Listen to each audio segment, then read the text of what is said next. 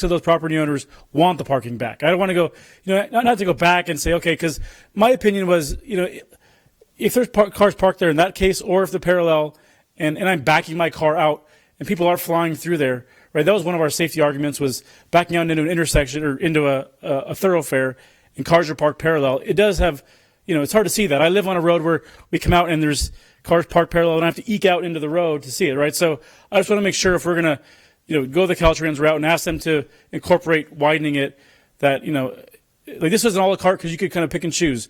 Where if you're going with Caltrans, you want to put it all back or none back. I think that's part of the discussion. Yeah, I agree, and thank you for bringing that in. And I think it will be a matter of degrees, not a black or white solution. So so that will be continuing on December 10th with this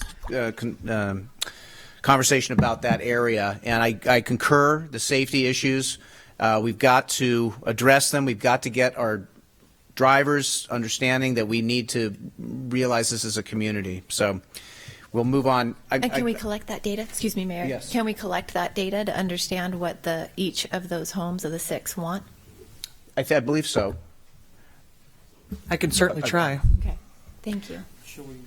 Yeah, I'm going to reopen the public comment and take your comment. Mr. Marshall? Yeah. So just for consideration, maybe what we can do is have a small workshop, those that are affected by it or those that want to sit in and listen into it, before with the December 10th meeting. So at least we have some kind of a group effort that we're all, agreeing with, because that was a great point. Maybe this gentleman in the end doesn't want people parking in front of his house because he's got plenty of parking around the corner. I think that makes a lot of sense. I probably wouldn't want that. So maybe our next door neighbor wants it red. And that's something maybe the city can always have the discretion on, not just leave it up to Caltrans. So if maybe somehow you guys can get us together as a group. My mother would love to have coffee cake and coffee and host that at our house. We'd love to do it. Okay, very That's good. my comment. Thank you. Thank you. I think that, to the best of my knowledge, at least 2 to 3 of the homes that are affected are rental properties currently. So I think you're unlikely to find owners willing to spend the money on something they're not going to see a benefit from. I also think that until you read the document thoroughly, it's not abundantly clear that this is an opt-in program. And so I think that it should be very simple to canvass the owners of the properties and get a pretty clear indication of what they want or don't want. The thing I would urge, if you want to make that intersection safer immediately, think about lowering the speed limit as you come out of town from 25 to 35. Keep it at 25 until the Avenue of the Elms. It may not be a terrible idea, at least while we're figuring this stuff out. Thank you. Thank you. Okay, I'm going to close the public comment, and then we have the direction that we'll be moving forward at the December 10th meeting, and with the idea of putting together a discussion with the neighbors.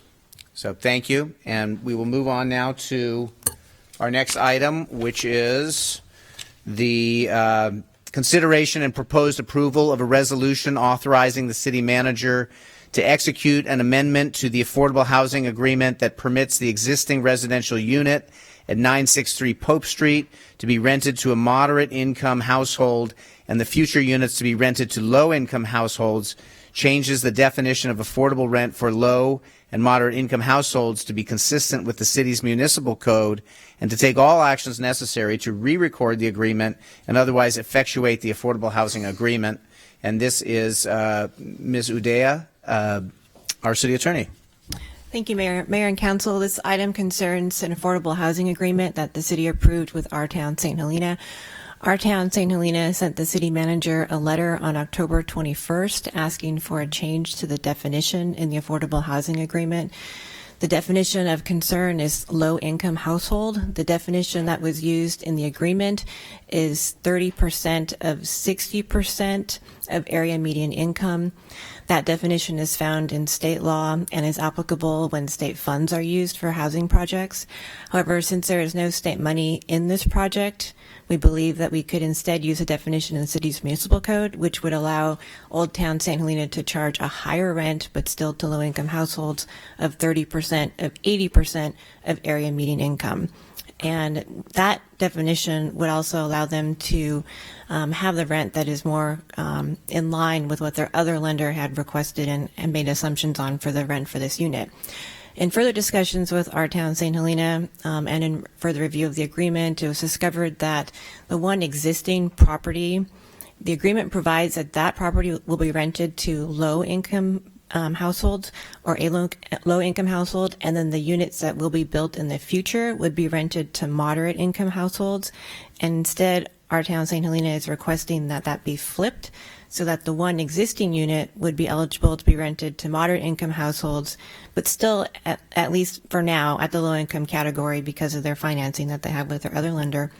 And the new 4 units that haven't been built yet would be allowed to be rented to low-income households. So overall, the affordability would increase because there'd be more units rented to low-income households than is currently provided.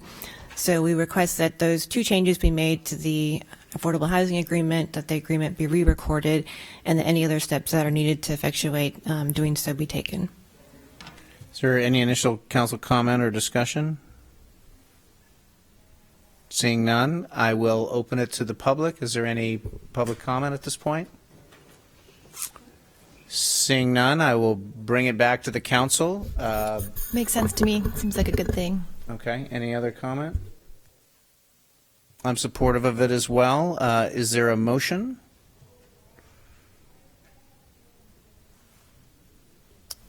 Yes, I'm just getting there. Okay. I move that we adopt the attached resolution authorizing the city manager to execute the amendment to the affordable housing agreement that permits the existing residential unit at Pope Street to be rented to, at 963 Pope Street, to be rented to a moderate income household, and the future units to be rented by low income households. Do I need to read the rest? Is that enough? Okay. Is there a second? Second. And a roll call? Councilor Chateau? Yes. Robertstein? Yes. Knudsen? Aye. Vice Mayor Doring? Yes. Mayor Ellsworth? Yes.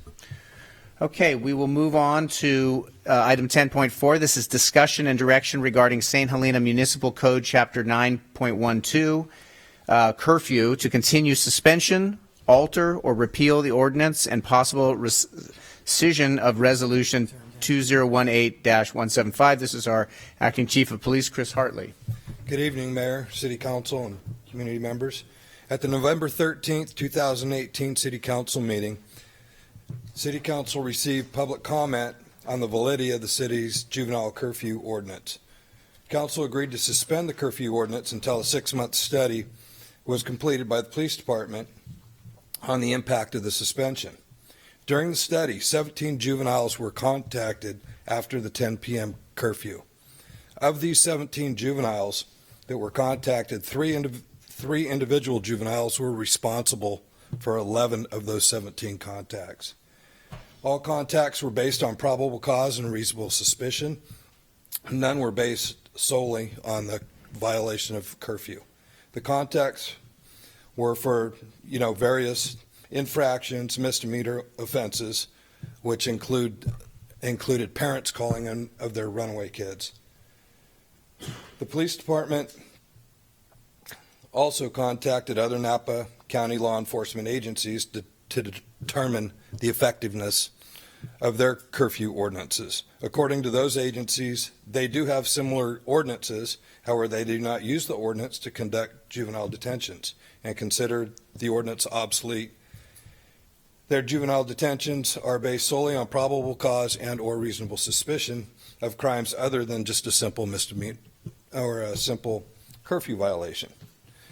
Based on the results of the study and in the best interest of both the community and the city, it's my recommendation that St. Helena Police continue to utilize reasonable suspicion and or probable cause other than just a curfew violation before detaining any citizen. So staff is seeking council direction regarding whether to continue the suspension of the curfew ordinance, alter or repeal Chapter 9.12 of the St. Helena Municipal Code, and possible rescission of the Resolution 2018-175.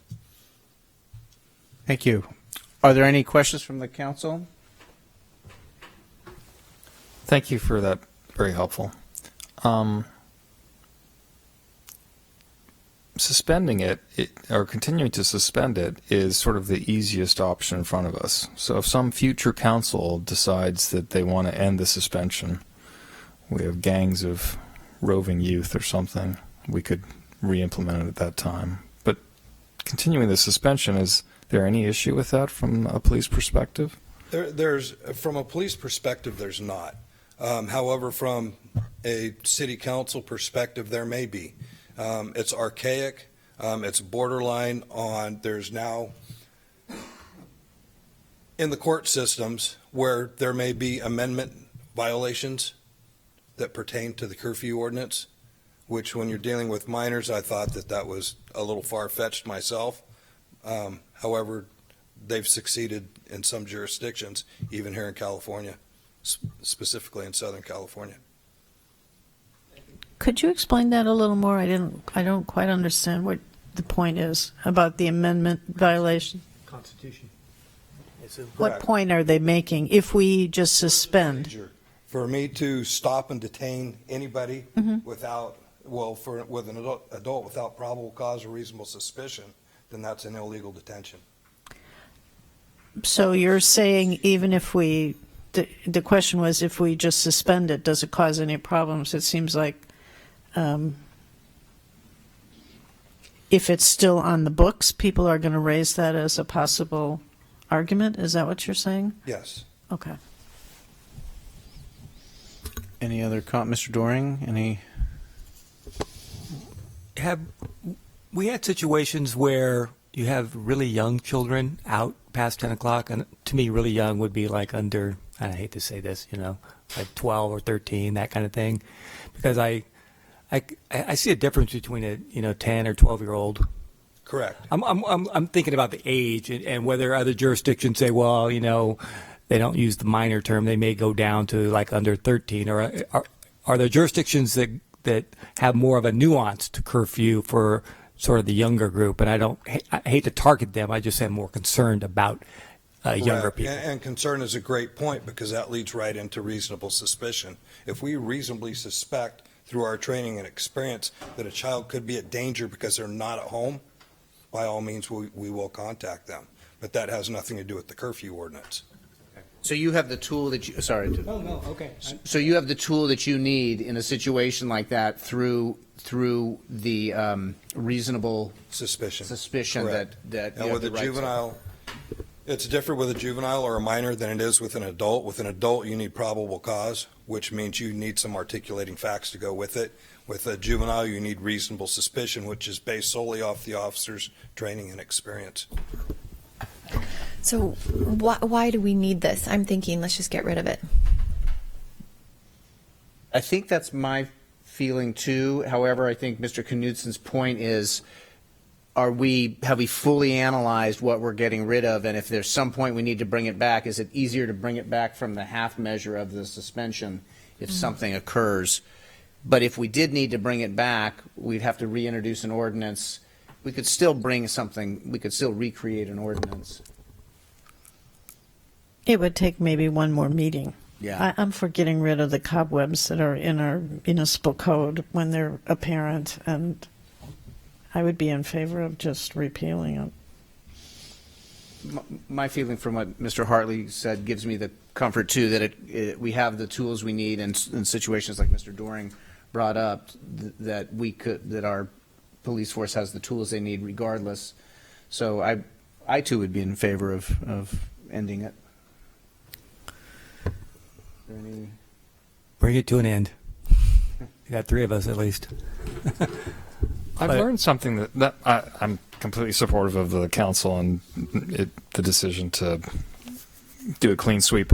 Anecdotally, I'm amused that this explains, I didn't understand this properly, but this explains why I had a lot more interaction with the police when I was in high school than when I was in college. There we go. All right, so I will look for a motion on this. It's just direction, all right? Is it direction? Yeah, okay.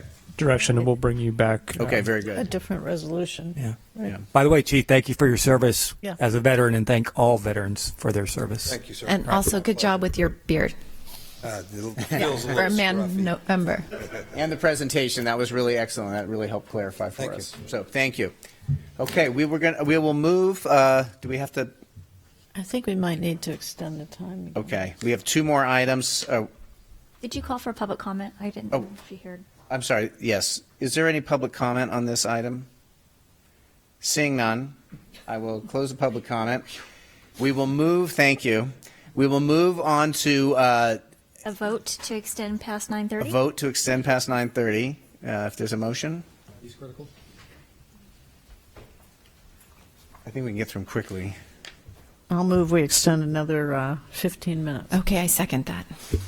Vote. Roll call, please. Councilmember Koberstein? Yes. Shuto? Yes. Knudsen? Aye. Vice Chair Torrey? Yes, because we have staff waiting back there and they want to get this over with. Yes. So introduction, 11.1, introduction and first reading of an ordinance amending Title 15, Buildings and Construction of the St. Helena Municipal Code, adopt and amend in full the 2019 California Building Standards Code, Title 24. And this is Mr. Henry, our Chief Building Official. Thank you, Mayor. I'll just give a quick introduction. You basically summed it up in the reading of the title. This is the triennial adoption of the California Building Code. It happens every 3 years. We do have amendments that go along with that. They can't be less restrictive than what is in the adopted building code. Our amendments as far as the building code are staying the same. There are a few amendments that are being made to the fire code. They are fairly minor. We have Chief Building Official Philip Henry and Fire Marshal Jim Capone here should you have any questions. Are there any initial questions from council? Is there any public comment? Seeing none, I will close public comment, bring it back to the council. Are we ready to move forward on this item? Okay. Is there a motion? Move that we adopt the staff's recommended action. A second, please. I'll second. And we'll do a roll call. Vice Mayor Doring? Yes. Councilor Shuto? Yes. Knudsen? Yes. Koberstein? Yes. Mayor Ellsworth? Yes. And thank you for staying around. Okay.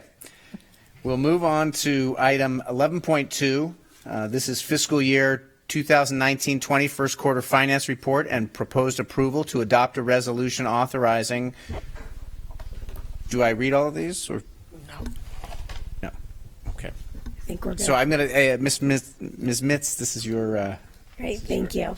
Wait for my PowerPoint to come up. I'll advance it. So here's our first quarter finance report. She's going to set the timer on me to see if I can do this in 3 minutes.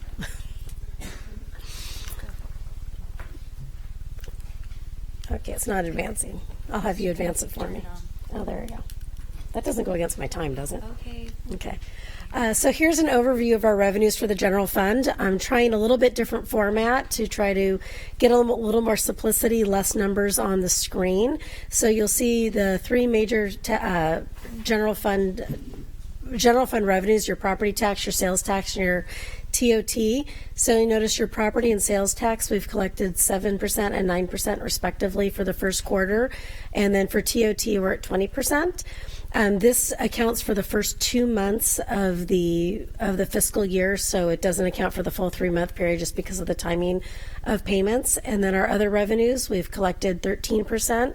So overall for our general fund revenues, we've collected 12% during the first quarter. And despite it seeming low, that is actually on track for other fiscal years. Our overview of our expenses for the general fund. The total expenses, the adopted is a little over $15 million. The adjusted is about $15.5 million, and that accounts for any purchase orders that were rolled over from last fiscal year. Year-to-date spent is about $3.1 million. Percentage of budget spent is 26%, and that is we are on track for our spending. Where you'll see the categories where you'll see more money has been spent, let's say finance, admin, non-departmental, those are primarily one-time expenditures relating to either the PERS unfunded liability payments that we make during the first part of the fiscal year and also our debt payments. So that's a quick overview for our general fund. We're on track for both our revenue and our expenses. For the water fund, for our revenues, we projected 6.5, almost 6.6 million. Q1 to date, we've collected 1.4, which we've collected 22%. And our expenses is 6.5 million. The adjusted expenses at 6.6 million. That again accounts for the purchase orders that were rolled over. We've spent 1.8 million to date, and we have 70% available. So both of those are also showing on track for our water fund. For our wastewater fund, the 3.3 is our revenues. We've collected 596,000 on this, so we only have 18% collected. So our revenues for our wastewater side are showing lower than what we initially projected. Staff is going to be keeping an eye on this. The primary reason why it was lower was there was water conservation efforts from, it looks like, everything for our commercial properties, which for the wastewater fund, they are not done, the usage is not done on winter average, it's done on actual use. So we did have an actual use reduction of 11.6% from all non-residential properties. So it is something that finance is keeping an eye on. At this point, we are not recommending that we adjust our revenue projections, but that could come at mid-year depending on what happens for the next couple months. For the expenses, $3.3 million for expenses. Adjusted again is at 3.5, and that's including your purchase rollovers. We've spent 560,000, so we actually have 73% available, and we are on track for our expenditures. We do have several budget adjustment recommendations. The first set of recommendations is use of general fund reserves of $44,500. I will briefly run through these. The first is non-departmental and other contract services for $5,000. This is for an NVTA capital contribution that was approved in the fiscal year 18-19 budget. However, we did not receive the invoice from NVTA until September, so it was about a month after our books were closed. So we are asking for an adjustment in this fiscal year, and we'll be making 2 contributions for them in this fiscal year, knowing one of them is for last fiscal year. The second is an increase of $18,000, and this is for sales tax services by Muni Services. What happens is we do, as part of their contract for Muni Services, they will look at various entities within the city to see if there's been any misallocation of sales tax dollars. For whatever amount they recover, it is a 25% charge. So they identified $75,000 in sales tax revenues that were misallocated. Typically, we allocate about $9,000 a year, but because this is a very large lump sum, it increased the amount that we had to spend for those services. For recreation, for 4th of July, we are recommending a transfer from general fund reserves over to the 4th of July fund, and it was because the donations we initially expected to $26,500, and we received $20,000, so we're about $6,500 short, so we want to take care of the deficit in that particular fund. And then the last item for the general fund is an increase of $15,000, and that is to purchase additional holiday lighting for Main Street. After the Jingle All the Way event last year, when we started the process this year with the Chamber of Commerce as well as a lighting consultant, it was necessary to purchase additional lights so we can actually brighten up Main Street even more. It is also important to note that these costs, they are the lights that the city purchased, and so the city remains possession of those lights. The other increase is for the Affordable Housing Trust Fund, and it's an increase of $10,000 for the attorney for other contract services, and this is due to the attorney services that were used for the temporary loan for the Pope Street for the Our Town St. Helena project. Did you have a question, Councilmember Doreen? You had mentioned the word misallocated in the report. It says misappropriated. I'm wondering if is the audit that said that $75,000 of sales tax were misappropriated. Is that one entity, or is that several entities that were audited? That was one particular entity, and so the sales tax dollars went to somebody else, and now we're getting it back from that other, and we've already received the money for that. Okay. And so the important takeaway there is that's $75,000 of revenue to the city, less the finder's fee, essentially, of $18,000. And that was one single entity. Is the name of that entity allowed to be made public? It is not. That's part of the confidential sales tax information.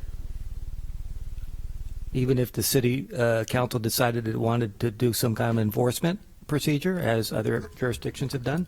This did not have to do with how they paid the payments. They paid the payments correctly. It was misallocated through the California State Taxation Board. Oh, okay. Well, that's the clarification I needed. So they did pay for it correctly. Because you use the term misappropriated, which is a different term for me than I understand what you're saying now. Okay. Thank you. So no, thank you for the clarification. Mr. Mayor, may I? Yes. Ms. Mitz, what? I presume that can happen occasionally.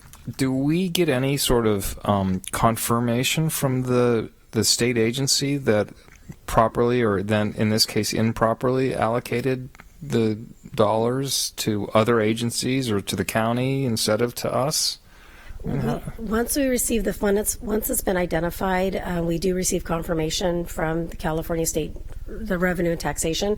So we do receive confirmation from them. And what typically tips us off, because we do meet with Muni Services on a quarterly basis, what they do consistently on a monthly basis, they will look at all the entities in the city that we actually receive sales tax dollars from. And if there's anything that looks like it's amiss, those are the ones that they actually start researching. And in this particular one, they did notice it was quite substantial. And so that's why that's what prompted them to actually research this further. Thanks. Thank you.